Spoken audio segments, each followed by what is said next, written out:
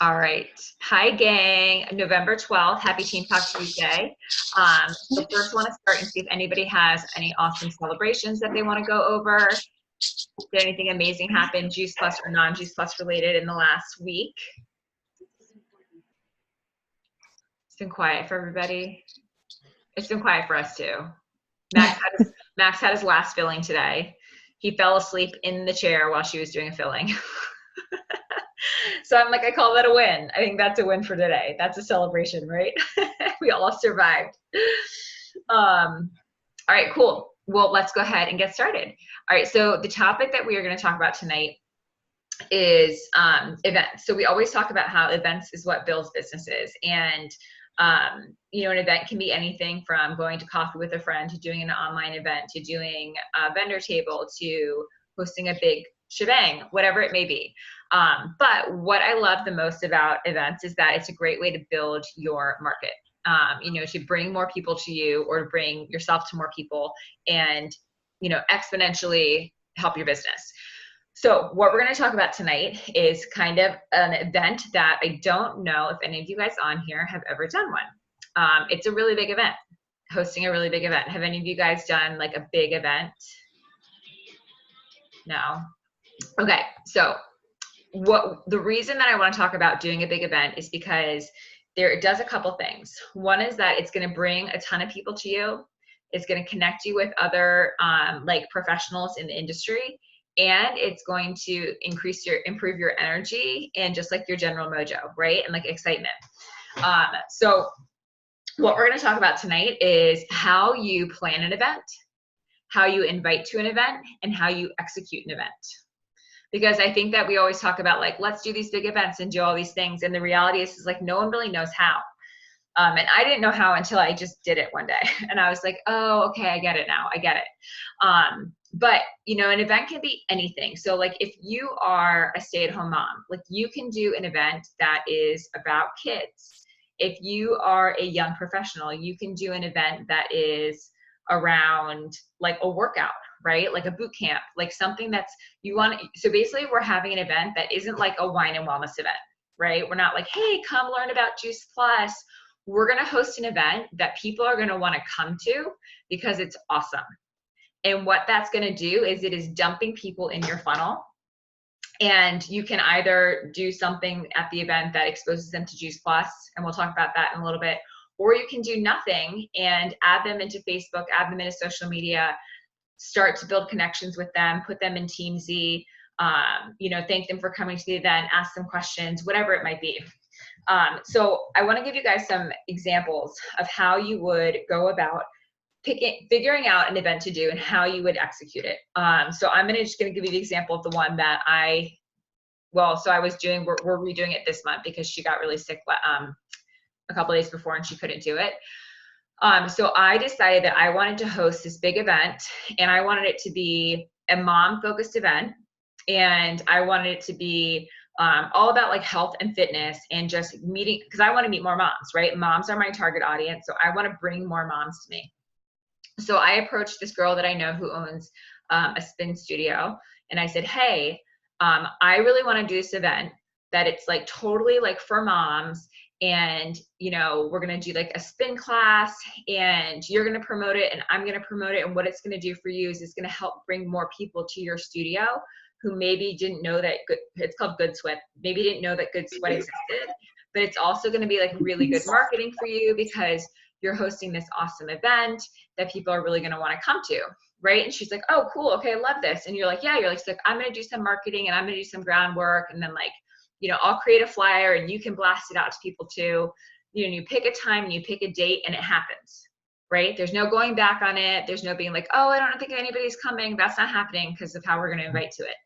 So you find a person, okay, it could be a yoga teacher, right? If you live somewhere warm, and the weather sucks here in DC, it could be somewhere warm. If you live somewhere warm, you can do yoga in the park, right? Find a local yoga teacher who's willing to teach the class for you. So now you've made a connection with somebody new, right? And you're highlighting them and their skills and their expertise, and you're kind of putting them, it's kind of like they're the teacher, it's not on you. You're literally the facilitator and the organizer. You're having somebody else run this event. It could be, or it could be you running it too. It doesn't really matter, but connecting with professionals in the area is key. Asking somebody to teach like a Mom and Me boot camp class one Saturday morning or something. So this isn't just going to be like just some random event. You're really going to make it special, right? You're going to, maybe you're going to have a local business provide little salad samples for you, and you can hit up the local salad place. Maybe you're going to put a bunch of samples of Juice Plus shakes out so people can have some nutrition post workout.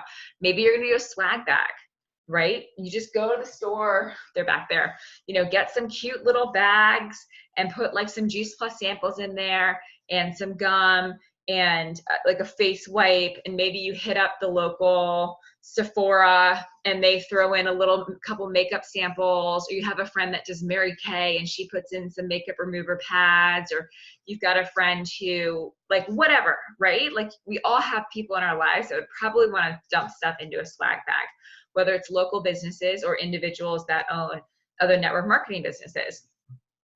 So we've got really cute stuff, right? We're building this like super fun event. Like, people are going to come in and they're going to do yoga. They're going to bike. They're going to feel really good. They're going to get a little swag bag, a little treat. Like, this event is getting fun, right?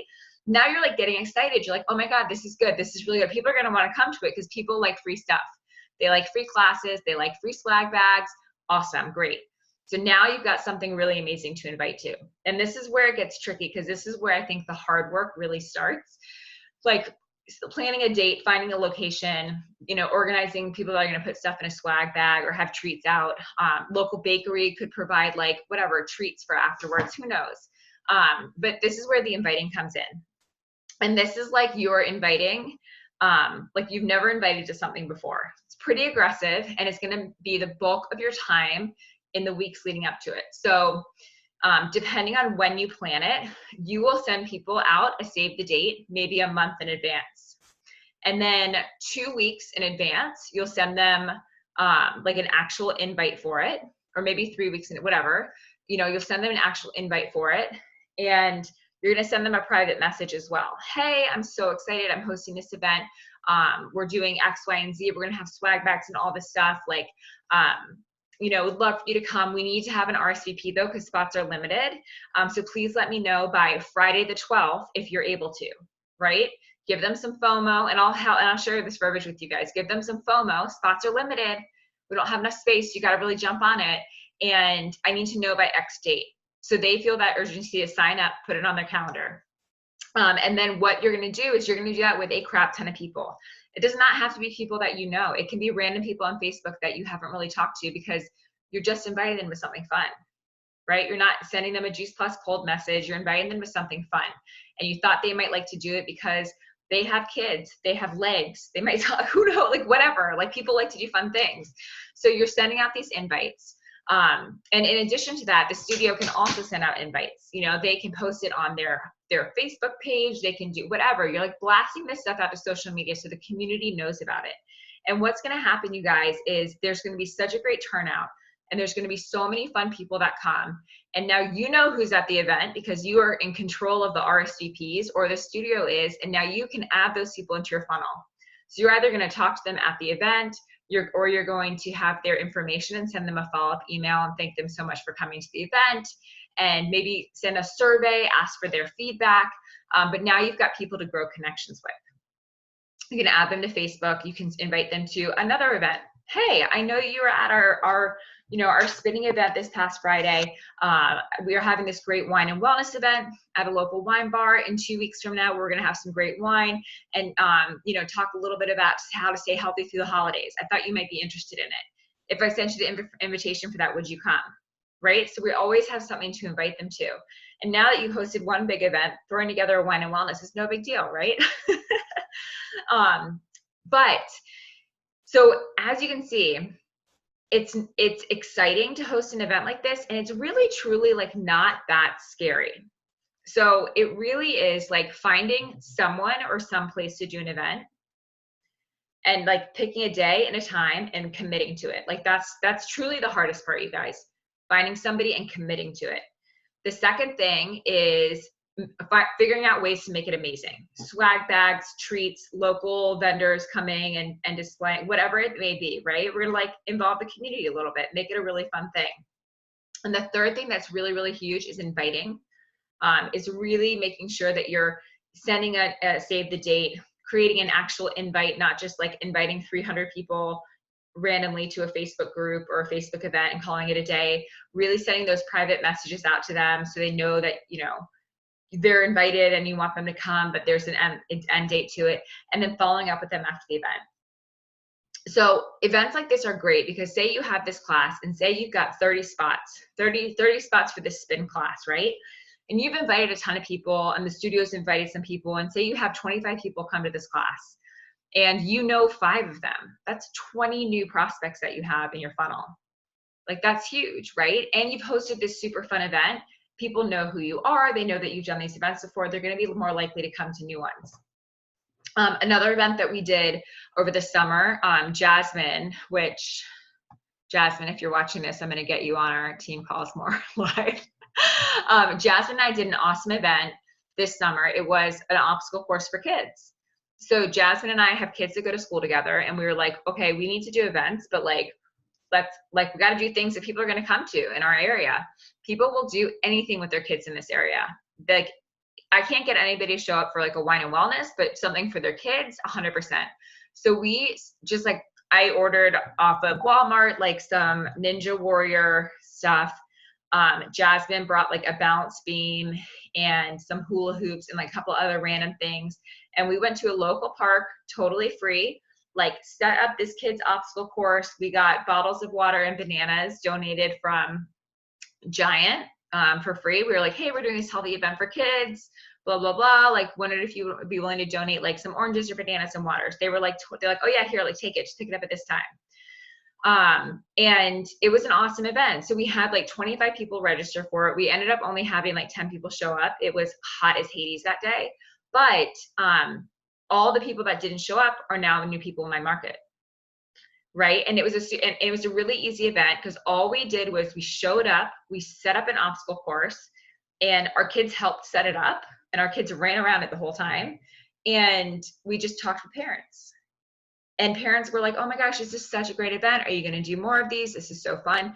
So something really, really simple like that too, where you don't necessarily have to put on like a big show with swag bags, even though that is really fun. And that's something, you guys, that you would only do like once every couple months. But like something really simple, like a kid's obstacle course or a kid's yoga class. That's another event that I did over the summer, a kid's yoga class. You guys, that was the best one because I outsourced it. I had somebody come in and teach a kid's yoga class in the park for free. Again, Giant donated. Giant's our grocery store, by the way, for those that don't live East Coast. Giant donated bananas and water bottles. And I just invited people. And it was awesome. It was such a great event and people loved it. So it doesn't have to be anything super, super fancy, but I really want you guys to get in the habit of just doing events because we as a team have to get more people in our funnel and we have to get out and meeting more people. And the reality is that it is hard for a lot of us on a daily basis to get out in the community and meet people regularly. I've been feeling that pain a lot since I've had Lucy. It used to be like my strength beforehand. I mean, I would go out and any given week have like 5 to 15 new contacts just from being out and doing things in life. It's different now. It's just different now. I'm like rushing home. I'm like with whatever. It's just different. I have to help myself get more people in front of me and grow my network. Excuse me. And we do that by doing these events. So my challenge for all of you guys is in the next couple of months. So by the end of the year, to host one event. You can do the big thing with swag bags and make it super fun. I mean, I like those. They're fun to organize. They generate a lot of energy. They make people excited to come to them. And they're fun, right? They're just kind of a fun thing to do. And two, you have to remember, like in the planning of that, I really didn't say much about Juice Plus. You're creating like a community event, but it's dumping people in your funnel, right? So I think that's why it's fun, is because there's no pressure. You're creating this event that's for the community. It's not a Juice Plus event. You know, whether it's that or whether it's something as simple as kids yoga, kids like whatever, you know. It could, I mean, like popsicles in the park. I mean, it could be anything. But I really want you guys to try and work this muscle of hosting events. Because if you get comfortable with it and you get more familiar with it, it's something that you could do every month. And invite more people and invite those same people and have those people invite their friends. And before you know it, you have like a salad in a jar party like Ali Schneider had, where she had so many people at her salad in a jar parties that she had to like split them up into different people's houses, right? So good events go really far. So I really want you guys to think, you know, we've got a month and a half until the end of the year to really think about hosting an event that you would want to go to, right? Like, I don't really want to go to, well, that's not true. I do want to go to wine night. I was trying to think, like, I'm not like a big happy hour person because, like, whatever, like, I'm a mom, like, I'll go out and have like drinks with the girls and stuff, but like, I'm much more inclined to go to an event that's like fitness related, me personally, right? So you think about the people that you want to attract. I want to attract people who are active, who like to work out. So I'm more likely, or like have kids and they want their kids to be active too, because like most likely they're an active person. So I'm going to host an event that involves some type of activity like working out or your kids working out. So, you know, so you have those two things. If you are somebody that really does like to go out and drink, and there's nothing wrong with that, you know, to do like, I don't know, like do like a wine tour or something. I don't know how you would make that a great event for this, but whatever, like whatever it is that you want to go to. Like, I think like everybody on here is pretty fitness and health oriented or has kids. So like, just think about those things that you'd want to do. But the key is to invite outside of your market. That's key. You can't invite the same 15 people that you always invite to things. You know what I mean? Like, you have to invite, you have to be like, hey, I know we haven't met, but you know, my daughter's in your class and I'm actually hosting this event. I think you would love it. We're doing this kids yoga class, well, whatever, like who cares? You know, you're like inviting them to something fun for their kid. So really, really stretching to invite outside of your market, because your business is not going to grow if the same 5 to 15 people show up to every event, right? It's great. You love them. You love their support. And if that's the case, then like your requirement is like each one of them has to bring one new person. You know what I mean? So that is your task between now and the end of the year. And I'm going to, because I know some people on this call will be like, well, like, I don't know when I'm going to do it. I don't know like what times I have.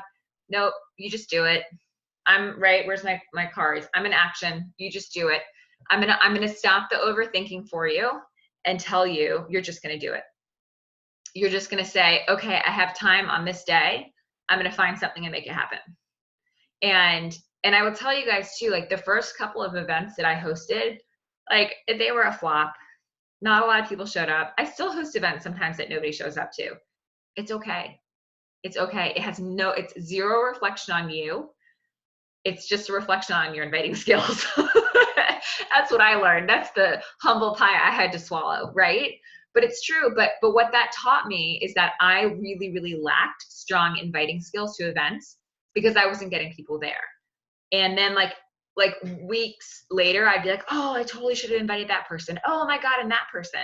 So it shows that I really didn't dig deep into my contacts, use Teamzy, utilize my resources to invite outside of my typical market. So if you know, you can host any event, and if you just invite properly to it, you'll have a good turnout. Okay, so who has questions about hosting a good big event? I was just wondering, like, especially with the spin class, you said we're going to take a class and then we're going to do other stuff. So like, is there like a time limit where you think, okay, this is enough? Like, is an hour? Like, yeah. So I mean, okay, so yeah, so like typically people will linger after spin class. So say it's like a 45-minute spin class. Mm-hmm. If you've got food and stuff like that out, like half the people are going to grab food and run because they're running off to do whatever, or they just don't want to stay and socialize. The other half of the people are going to stay and mingle. but like eventually they start trickling out. I mean, I don't think I've ever done an event where I was like, oh my God, these people like wrap it up. You know what I mean? Like people will start to trickle out because they've got places to go, they've got things to do. So I wouldn't worry about a time frame. Like you've got like the 45-minute spin class, and then you've got this, you know, treats afterwards or swag bag that they can grab. But the reality is that you're basically, your job is you're literally just collecting people. You don't care really what they do after that class. You've collected them. You now have their names. You now have their emails. You can send them a thank you for coming. How did you like the event? You know, we're planning on doing more. What would you like to see us do differently? Would it be okay if I added you to Facebook so I can keep you in the loop with more, whatever. So don't think that you have to like be a big host after the event. Nope. Like, thank you so much for coming. Don't forget your swag bag, like grab a treat, like, thank you, have a great day. That's all you need to do. And if somebody wants to stop and chat more, then like totally, like go for it. But your point is just to create a community building event that's going to dump people into your funnel. That's it. So it removes that pressure of having to be the hostess, which is hard. Nobody likes to be the hostess, right? I would think of it as more being like a facilitator and an organizer of an event. And then, but then the work that you do after the event is what's going to be really key. The follow-up, the inviting to another event kind of stuff. Also, so you were talking about like hooking up with other friends to give samples and stuff like that. Have you ever actually done an event with another rep? And like, I don't know how that would go. So I have done joint events before, and I don't do them anymore because of that reason. Okay. So I love supporting other people's businesses, but what I found is that, you know, say that you're there and your friend from Mary Kay is there, and you both have like put stuff into swag bags, and you're both the co-host of the event. What's great is that you're going to bring a lot of your people, and she's going to bring a lot of her. And I will say to you, like, it's not a bad idea, but what happens is you're both trying to go after the same people. So like you want all those prospects, but she also wants all those prospects. So from a product perspective, everybody's prospect. From a business perspective, you're both trying to go after people. And so that's where it can get like a little bit hairy, I think. But it's never a bad idea, because as long as you're both equally committed. So like a couple of times I hosted an event where like I invited like 15 of my friends, and they all showed up, and she brought like one friend. And I was like, well, that doesn't help me at all. Like, here's 15 of my friends, and you brought me 0, like goose egg. And that is very common. So you really have to have like a mutual understanding of like, we're trying to support each other on this. So as long as you both have the same kind of like mission and mindset around it, then it can go well. But it's got to be an equal partnership. You know what I mean? You should bank card them and have them match your bank cards. So only have somebody do an event with you that shares your same algorithm, or whatever you call it. So question for you on the spin class you did. Did people still pay the regular price for the spin class? So what we did actually for the spin class is we did it for free. And my friend Allie that did it was like very, very, very gracious to do that for free. She did say the next time, she's like, next time we should probably charge like a discounted rate. And I was like, no, like, I totally agree. Like, your time is valuable. Like, you know, and we did bring like extra people to her class, and we're doing it again this month because whatever, but, you know, it's going to bring more people to her. So, you can offer like a discounted rate. So it's kind of like a special, or if the instructor's willing to host a free class for like, you know, free marketing basically, then that's awesome. You ever done one tied to charity, like also partnering with a studio, whereas like because I know in DC that works a lot, right? Yeah, so that works really, really well. And that's actually a good sweat where the studio is. And what Allie was going to do is that like the majority of the proceeds from that ride, every month Allie has a organization that she donates proceeds to. And so that was like her proceeds from that ride are going to that month's charity, which is really, really cool. So there is that too, because you really pull on those heartstrings of people that want to support something. And then how do you talk to partners, potential partners that aren't like your friends or already in your network? Like how do you Like if they want to like host an event kind of thing. Yeah. So the way I usually approach it to them is I make it seem like they are up on this pedestal and everybody wants to come to their class, or, you know, so I tell them, I say like, hey, I'm so excited. I'm really trying to organize this great community event where we're trying to like get people healthier, bring people out, like bring people together. I think you would be such an amazing instructor for this. You're like so upbeat and, you know, people love you, and, you know, kind of, and, you know, explain to them like what it would be. It would be, you know, a free class, and it's, you know, would be great marketing for you and for what you do. And so you're really trying to like highlight them as like the special instructor. And so it kind of like feeds their ego, but it's also really good for, you know, in DC area, it's really, people like care about how they look and like where they are, you know, like if they're seen. That's what I'm looking for. So that really resonates with people here in DC. In other locations, it might not. Like people in DC always want to like be doing like the next cool thing. So they're always like super eager to be a part of stuff like that. In other places, it might not be. You might have to have something in it for them. Like maybe, you know, you give them like some free juice plus shakes, or like, you know, or you do charge a small fee and you can pay them, or whatever it might be. But, you know, you kind of have to find like what's in it for them. In DC, it's like fame and glory. So they're fine doing a free class as long as it's promoted and they're like, this special teacher hosted this community class. Like down here, I just have to start partnering with every church on every corner. There you go. Exactly. Exactly. Different strokes for different folks. But it's like, you know, maybe it's like, I don't know. I mean, like, depends like what the target audience is down there, but, you know, like, I don't know, like what if they like, you do like a Sunday gospel ride or something, and you had like one of the pastors like preaching for, I don't know, like whatever it might be. It could be something like totally quirky and fun that like people were riding while the pastor was like preaching. Like that could be like a really cool concept. Except there's no spin studio within 50 miles of me. Oh my gosh, that's so funny. I know, that's why I have Peloton in my house. So something for you might be like a kids event. You know what I mean? Like yeah. It's all moms. There's nothing fitness I can kind of do here. It's kind of tied up. Yeah. Yeah, like the obstacle course was a great one. The parents loved it. I got such good feedback from parents about it.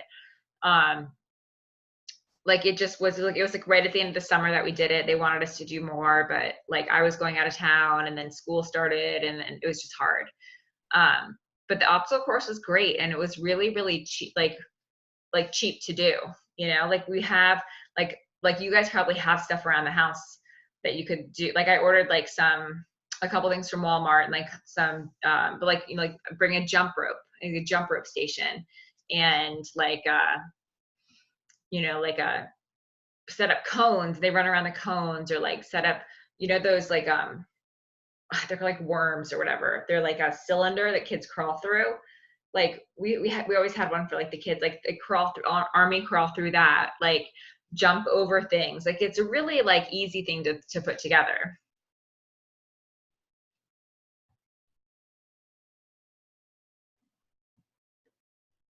All right. Any other questions? All right. So next week's call, you're all going to have your events planned, right? Just kidding. Let's do it. But seriously, let's like seriously create some excitement with these events. I mean, you can do them like holiday themed too. Like, I don't know, like jingle all the way to like whatever. I don't know. Like we can make it like holiday themed. You know what I mean? Make it fun. And you know, it'll be really good. It'll be really good. Awesome. You guys, thank you. Thank you for taking the time to get on tonight. Love seeing all your beautiful faces. I'll talk to you later. Bye.